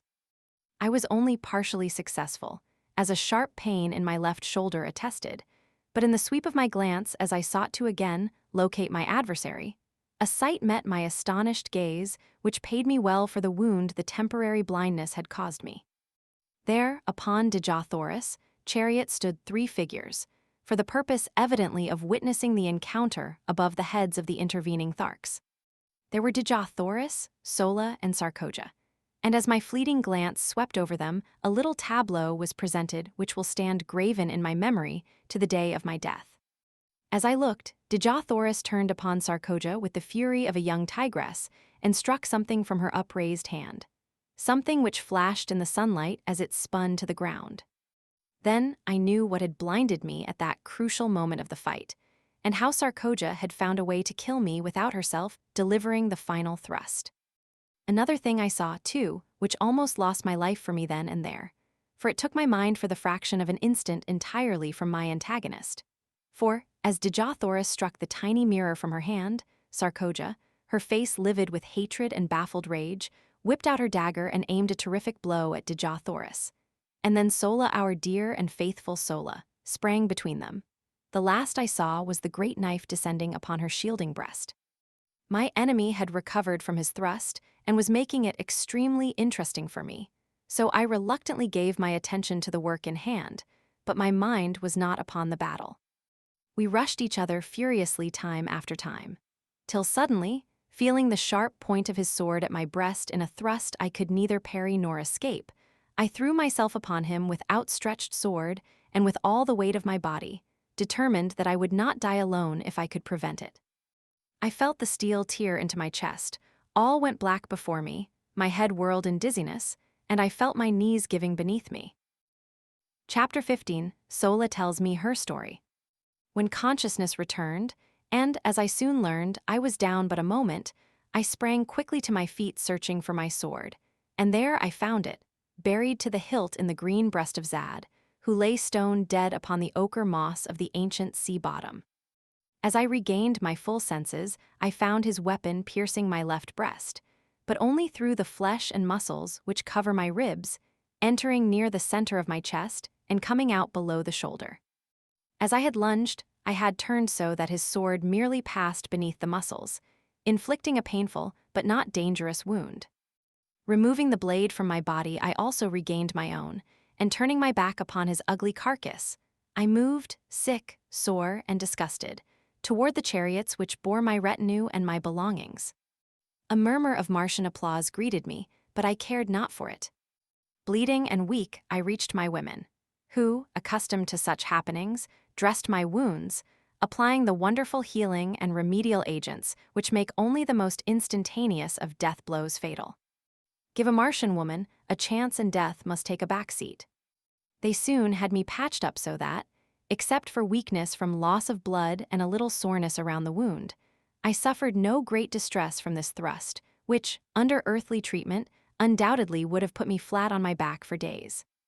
As soon as they were through with me, I hastened to the chariot of Dejah Thoris, where I found my poor Sola with her chest swathed in bandages, but apparently little the worse for her encounter with Sarkoja, whose dagger it seemed had struck the edge of one of Sola's metal breast ornaments, and thus deflected, had inflicted but a slight flesh wound. As I approached, I found Dejah Thoris lying prone upon her silks and furs, her lithe form racked with sobs. She did not notice my presence, nor did she hear me speaking with Sola, who was standing a short distance from the vehicle. "Is she injured?" I asked of Sola, indicating Dejah Thoris by an inclination of my head. "No," she answered, "she thinks that you are dead." "And that her grandmother's cat may now have no one to polish its teeth," I queried, smiling. "I think you wrong her, John Carter," said Sola. "I do not understand either her ways or yours, but I am sure the granddaughter of 10,000 Jedaks would never grieve like this over any who held but the highest claim upon her affections. They are a proud race, but they are just, as are all Barsoomians, and you must have hurt or wronged her grievously that she will not admit your existence living, though she mourns you dead. Tears are a strange sight upon Barsoom," she continued, "and so it is difficult for me to interpret them. I have seen but two people weep in all my life, other than Dejah Thoris. One wept from sorrow, the other from baffled rage. The first was my mother, years ago before they killed her. The other was Sarkoja, when they dragged her from me today." "Your mother," I exclaimed, "but Sola, you could not have known your mother, child." "But I did. And my father also," she added. "If you would like to hear the strange and un-Barsoomian story, come to the chariot tonight, John Carter, and I will tell you that of which I have never spoken in all my life before. And now the signal has been given to resume the march, you must go." "I will come tonight, Sola," I promised. "Be sure to tell Dejah Thoris I am alive and well. I shall not force myself upon her, and be sure that you do not let her know I saw her tears. If she would speak with me, I but await her command." Sola mounted the chariot, which was swinging into its place in line, and I hastened to my waiting thoat and galloped to my station beside Tars Tarkas at the rear of the column. We made a most imposing and awe-inspiring spectacle as we strung out across the yellow landscape. The 250 ornate and brightly colored chariots, preceded by an advance guard of some 200 mounted warriors and chieftains riding 5 abreast and 100 yards apart, and followed by a like number in the same formation, with a score or more of flankers on either side. The 50 extra mastodons, or heavy draft animals, known as zitidars, and the 500 or 600 extra thoats of the warriors running loose within the hollow square formed by the surrounding warriors. The gleaming metal and jewels of the gorgeous ornaments of the men and women, duplicated in the trappings of the zitidars and thoats, and interspersed with the flashing colors of magnificent silks and furs and feathers, lent a barbaric splendor to the caravan, which would have turned an East Indian potentate green with envy. The enormous broad tires of the chariots and the padded feet of the animals brought forth no sound from the moss-covered sea bottom. And so we moved in utter silence, like some huge phantasmagoria, except when the stillness was broken by the guttural growling of a goaded zitidar or the squealing of fighting thoats. The green Martians converse but little, and then usually in monosyllables, low and like the faint rumbling of distant thunder. We traversed a trackless waste of moss which, bending to the pressure of broad tire or padded foot, rose up again behind us, leaving no sign that we had passed. We might indeed have been the wraiths of the departed dead, upon the dead sea of that dying planet, for all the sound or sign we made in passing. It was the first march of a large body of men and animals I had ever witnessed, which raised no dust and left no spoor. For there is no dust upon Mars except in the cultivated districts during the winter months, and even then the absence of high winds renders it almost unnoticeable. We camped that night at the foot of the hills we had been approaching for 2 days, and which marked the southern boundary of this particular sea. Our animals had been 2 days without drink, nor had they had water for nearly 2 months, not since shortly after leaving Thark. But as Tarkas explained to me, they require but little and can live almost indefinitely upon the moss which covers Barsoom, and which, he told me, holds in its tiny stems sufficient moisture to meet the limited demands of the animals. After partaking of my evening meal of cheese-like food and vegetable milk, I sought out Sola, whom I found working by the light of a torch upon some of Tarkas' trappings. She looked up at my approach, her face lighting with pleasure and with welcome. "I am glad you came," she said. "Dejah Thoris sleeps and I am lonely. Mine own people do not care for me, John Carter. I am too unlike them. It is a sad fate, since I must live my life amongst them, and I often wish that I were a true green Martian woman, without love and without hope. But I have known love, and so I am lost. I promise to tell you my story, or rather the story of my parents.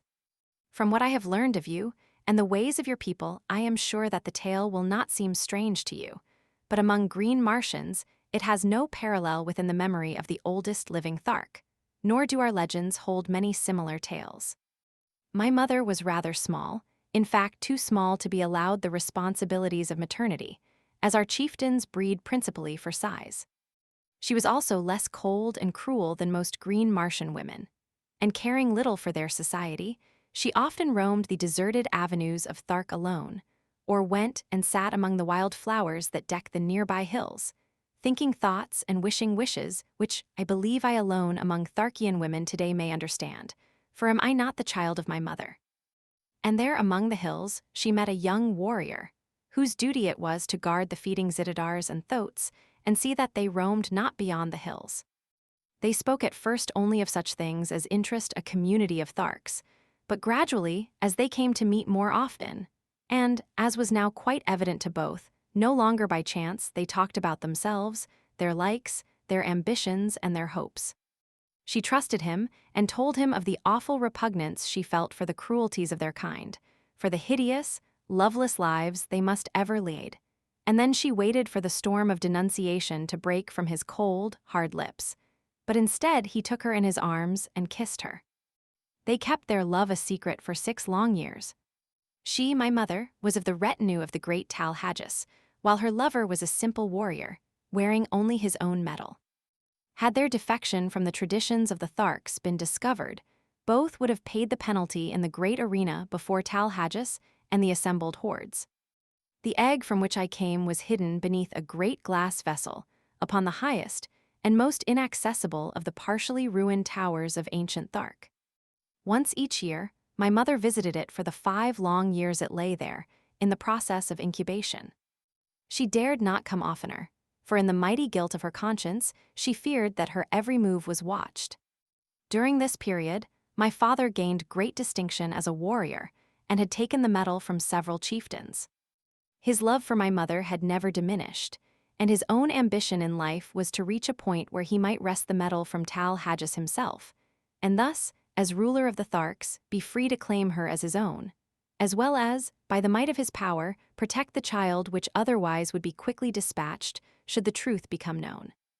It was a wild dream, that of wresting the medal from Tal Haggis in 5 short years, but his advance was rapid, and he soon stood high in the councils of Thark.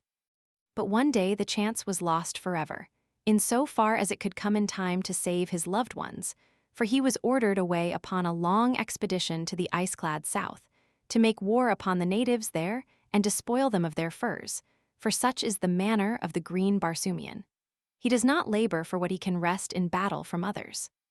He was gone for 4 years, and when he returned all had been over for 3. For about a year after his departure, and shortly before the time for the return of an expedition which had gone forth to fetch the fruits of a community incubator, the egg had hatched.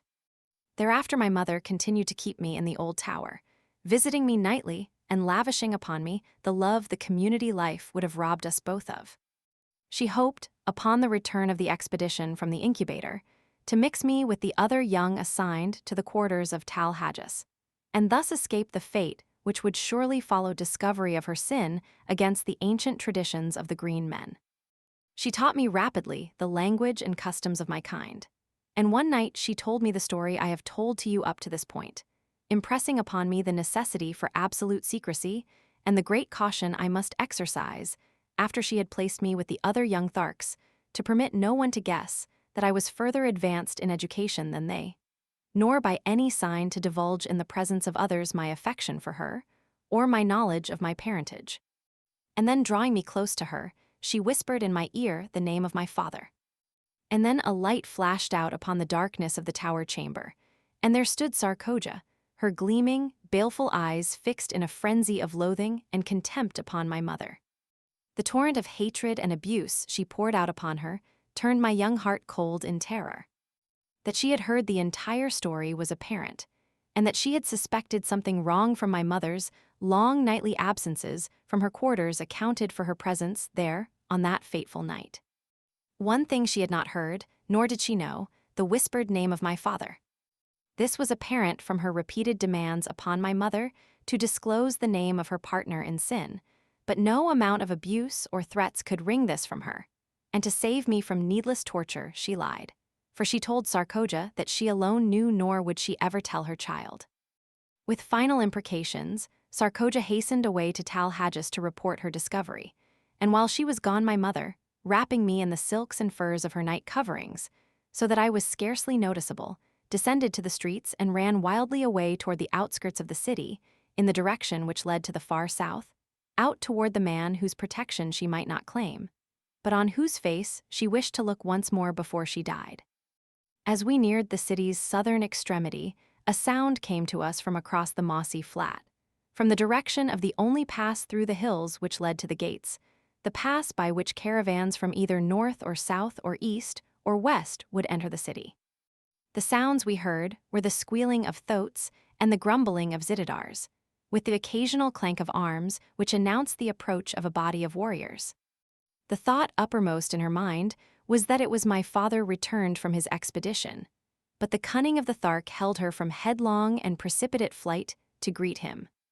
Retreating into the shadows of a doorway, she awaited the coming of the cavalcade, which shortly entered the avenue, breaking its formation and thronging the thoroughfare from wall to wall.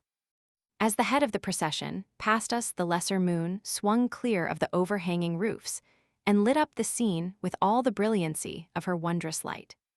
My mother shrank further back into the friendly shadows, and from her hiding place saw that the expedition was not that of my father, but the returning caravan bearing the young Tharks. Instantly her plan was formed, and as a great chariot swung close to our hiding place, she slipped stealthily in upon the trailing tailboard, crouching low in the shadow of the high side, straining me to her bosom in a frenzy of love. She knew, what I did not, that never again after that night would she hold me to her breast, nor was it likely we would ever look upon each other's face again. In the confusion of the plaza, she mixed me with the other children, whose guardians during the journey were now free to relinquish their responsibility. We were herded together into a great room, fed by women who had not accompanied the expedition, and the next day we were parceled out among the retinues of the chieftains. I never saw my mother after that night. She was imprisoned by Tallahassee, and every effort, including the most horrible and shameful torture, was brought to bear upon her to wring from her lips the name of my father. But she remained steadfast and loyal, dying at last amidst the laughter of Tallahassee and his chieftains during some awful torture she was undergoing. I learned afterwards that she told them that she had killed me to save me from a like fate at their hands, and that she had thrown my body to the white apes. Sarkoja alone disbelieved her, and I feel to this day that she suspects my true origin, but does not dare expose me, at the present, at all events, because she also guesses, I am sure, the identity of my father. When he returned from his expedition and learned the story of my mother's fate, I was present, as Tallahassee told him, but never by the quiver of a muscle did he betray the slightest emotion. Only he did not laugh as Tallahassee gleefully described her death struggles. From that moment on he was the cruelest of the cruel, and I am awaiting the day when he shall win the goal of his ambition and feel the carcass of Tallahassee beneath his foot. For I am as sure that he but waits the opportunity to wreak a terrible vengeance, and that his great love is as strong in his breast as when it first transfigured him nearly 40 years ago, as I am that we sit here upon the edge of a world-old ocean while sensible people sleep. John Carter. And your father, Sola, is he with us now? I asked. Yes, she replied, but he does not know me for what I am, nor does he know who betrayed my mother to Tallahassee. I alone know my father's name, and only I and Tallahassee and Sarkoja know that it was she who carried the tale that brought death and torture upon her he loved. We sat silent for a few moments, she wrapped in the gloomy thoughts of her terrible past, and I in pity for the poor creatures whom the heartless, senseless customs of their race had doomed to loveless lives of cruelty and of hate. Presently she spoke. John Carter, if ever a real man walked the cold, dead bosom of Barsoom, you are one. I know that I can trust you, and because the knowledge may someday help you or him or Dejah Thoris or myself, I am going to tell you the name of my father, nor place any restrictions or conditions upon your tongue. When the time comes, speak the truth if it seems best to you. I trust you because I know that you are not cursed with the terrible trait of absolute and unswerving truthfulness, that you could lie like one of your own Virginia gentlemen if a lie would save others from sorrow or suffering. My father's name is Tarkis. Chapter 16, We Plan Escape. The remainder of our journey to Thark was uneventful. We were 20 days upon the road, crossing 2 sea bottoms and passing through or around a number of ruined cities, mostly smaller than Korid. Twice we crossed the famous Martian waterways, or canals, so called by our earthly astronomers. When we approached these points, a warrior would be sent far ahead with a powerful field glass, and if no great body of red Martian troops was in sight, we would advance as close as possible without chance of being seen, and then camp until dark, when we would slowly approach the cultivated tract. And, locating one of the numerous, broad highways which cross these areas at regular intervals, creep silently and stealthily across to the arid lands upon the other side. It required 5 hours to make one of these crossings without a single halt, and the other consumed the entire night, so that we were just leaving the confines of the high-walled fields when the sun broke out upon us. Crossing in the darkness, as we did, I was unable to see but little, except as the nearer moon, in her wild and ceaseless hurtling through the Barsoomian heavens, lit up little patches of the landscape from time to time, disclosing walled fields and low, rambling buildings, presenting much the appearance of earthly farms. There were many trees, methodically arranged, and some of them were of enormous height. There were animals in some of the enclosures, and they announced their presence by terrified squealings and snortings as they scented our queer, wild beasts and wilder human beings. Only once did I perceive a human being, and that was at the intersection of our crossroad with the wide, white turnpike, which cuts each cultivated district longitudinally at its exact center. The fellow must have been sleeping beside the road. For, as I came abreast of him, he raised upon one elbow, and after a single glance at the approaching caravan, leaped shrieking to his feet and fled madly down the road, scaling a nearby wall with the agility of a scared cat. The Tharks paid him not the slightest attention. They were not out upon the warpath, and the only sign that I had that they had seen him was a quickening of the pace of the caravan as we hastened toward the bordering desert which marked our entrance into the realm of Talhajas.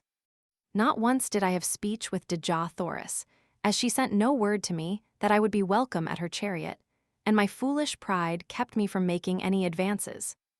I verily believe that a man's way with women is in inverse ratio to his prowess among men. The weakling and the sapphed have often great ability to charm the fair sex, while the fighting man who can face 1,000 real dangers unafraid sits hiding in the shadows like some frightened child. Just 30 days after my advent upon Barsoom, we entered the ancient city of Thark, from whose long-forgotten people this horde of green men have stolen even their name. The hordes of Thark number some 30,000 souls and are divided into 25 communities. Each community has its own Jed and lesser chieftains, but all are under the rule of Talhajas, Jeddak of Thark. 5 communities make their headquarters at the city of Thark, and the balance are scattered among other deserted cities of ancient Mars throughout the district claimed by Talhajas.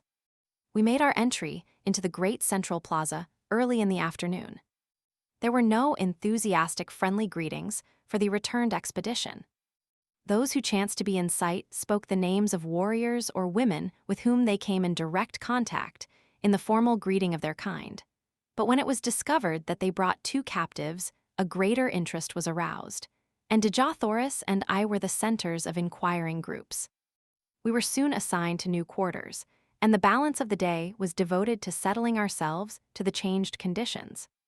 My home now was upon an avenue leading into the plaza from the south, the main artery down which we had marched from the gates of the city. I was at the far end of the square and had an entire building to myself. The same grandeur of architecture which was so noticeable a characteristic of Korid was in evidence here, only, if that were possible, on a larger and richer scale.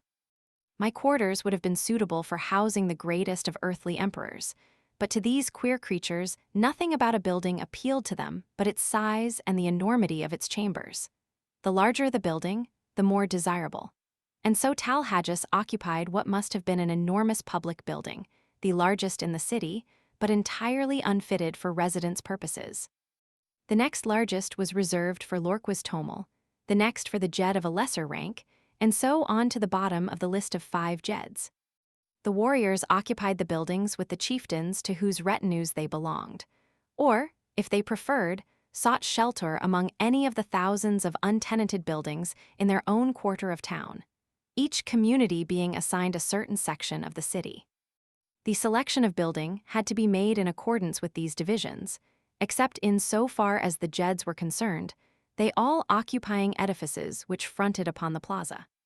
When I had finally put my house in order, or rather seen that it had been done, it was nearing sunset, and I hastened out with the intention of locating Sola and her charges, as I had determined upon having speech with Dejah Thoris, and trying to impress on her the necessity of our at least patching up a truce, until I could find some way of aiding her to escape. I searched in vain until the upper rim of the great red sun was just disappearing behind the horizon, and then I spied the ugly head of Wulla peering from a second-story window on the opposite side of the very street where I was quartered, but nearer the plaza. Without waiting for a further invitation, I bolted up the winding runway which led to the second floor, and entering a great chamber at the front of the building was greeted by the frenzied Wulla, who threw his great carcass upon me, nearly hurling me to the floor. The poor old fellow was so glad to see me that I thought he would devour me.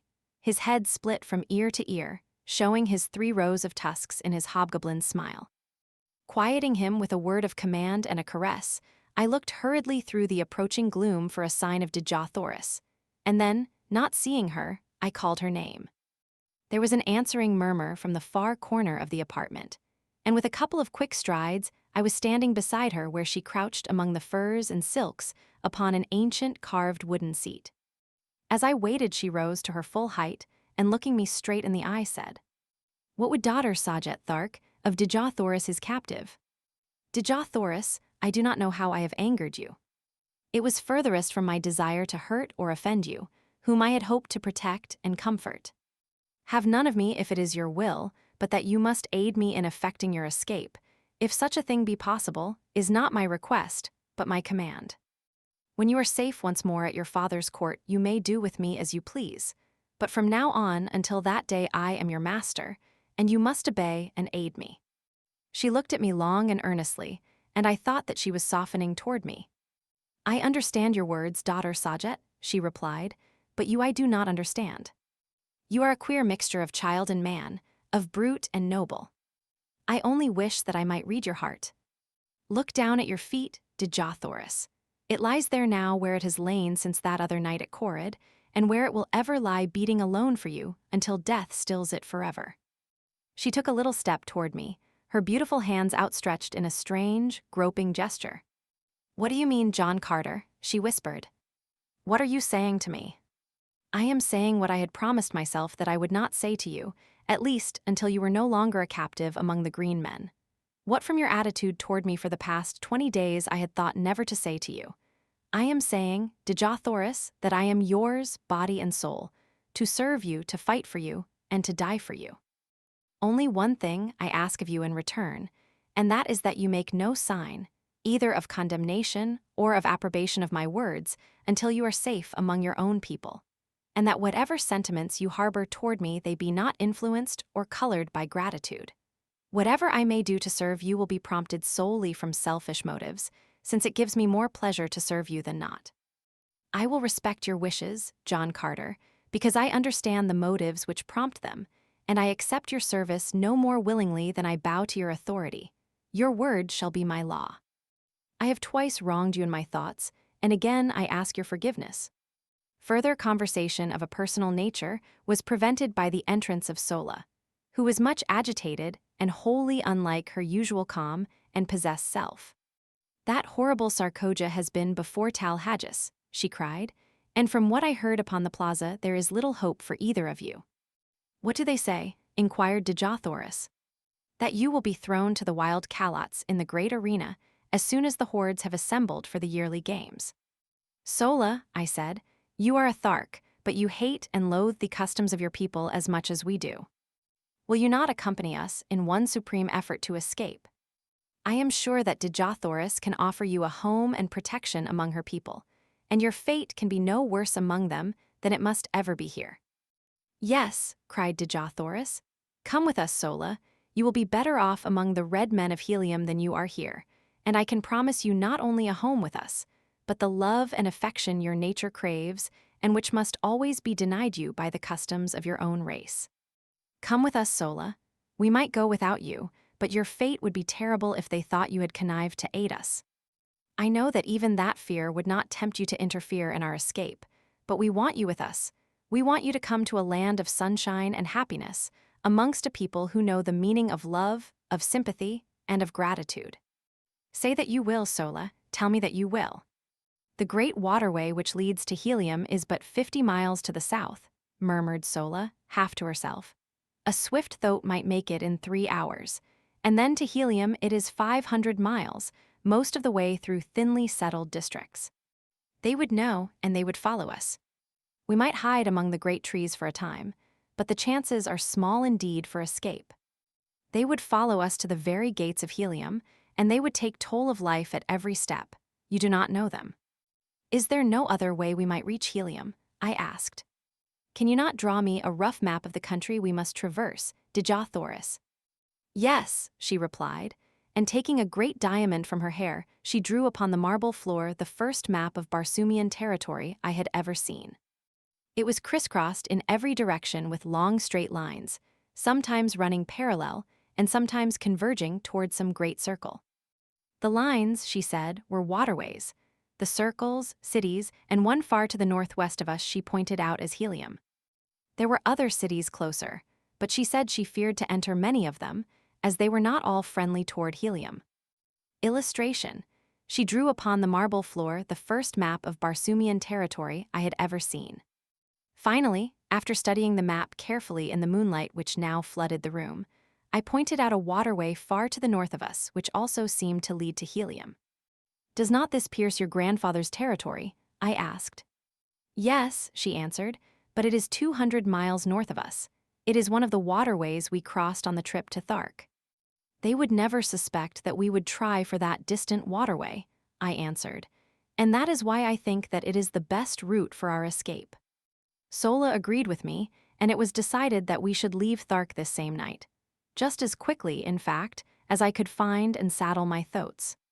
Sola was to ride one and Dejah Thoris and I the other, each of us carrying sufficient food and drink to last us for 2 days, since the animals could not be urged too rapidly for so long a distance. I directed Sola to proceed with Dejah Thoris along one of the less frequented avenues to the southern boundary of the city, where I would overtake them with the thoats as quickly as possible. Then, leaving them to gather what food, silks, and furs we were to need, I slipped quietly to the rear of the first floor and entered the courtyard, where our animals were moving restlessly about, as was their habit, before settling down for the night. In the shadows of the buildings, and out beneath the radiance of the Martian moons, moved the great herd of thoats and zitidars, the latter grunting their low gutturals, and the former occasionally emitting the sharp squeal, which denotes the almost habitual state of rage in which these creatures passed their existence. They were quieter now, owing to the absence of man, but as they scented me, they became more restless and their hideous noise increased. It was risky business, this entering a paddock of thoats alone and at night. First, because their increasing noisiness might warn the nearby warriors that something was amiss, and also because for the slightest cause, or for no cause at all, some great bull thoat might take it upon himself to lead a charge upon me. Having no desire to awaken their nasty tempers upon such a night as this, where so much depended upon secrecy and dispatch, I hugged the shadows of the buildings, ready at an instant's warning to leap into the safety of a nearby door or window. Thus I moved silently to the great gates which opened upon the street at the back of the court, and as I neared the exit, I called softly to my 2 animals. How I thanked the kind Providence which had given me the foresight to win the love and confidence of these wild dumb brutes. For presently from the far side of the court, I saw 2 huge bulks forcing their way toward me through the surging mountains of flesh. They came quite close to me, rubbing their muzzles against my body and nosing for the bits of food it was always my practice to reward them with. Opening the gates, I ordered the 2 great beasts to pass out, and then slipping quietly after them, I closed the portals behind me. I did not saddle or mount the animals there, but instead walked quietly in the shadows of the buildings toward an unfrequented avenue, which led toward the point I had arranged to meet Dejah Thoris and Sola. With the noiselessness of disembodied spirits, we moved stealthily along the deserted streets. But not until we were within sight of the plain beyond the city did I commence to breathe freely. I was sure that Sola and Dejah Thoris would find no difficulty in reaching our rendezvous undetected, but with my great thoats, I was not so sure for myself, as it was quite unusual for warriors to leave the city after dark.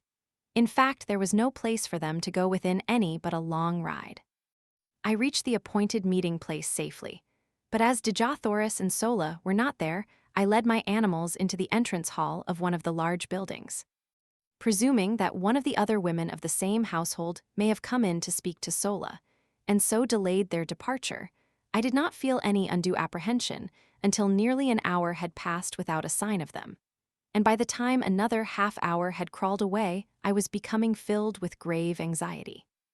Then there broke upon the stillness of the night the sound of an approaching party, which, from the noise, I knew could be no fugitives creeping stealthily toward liberty.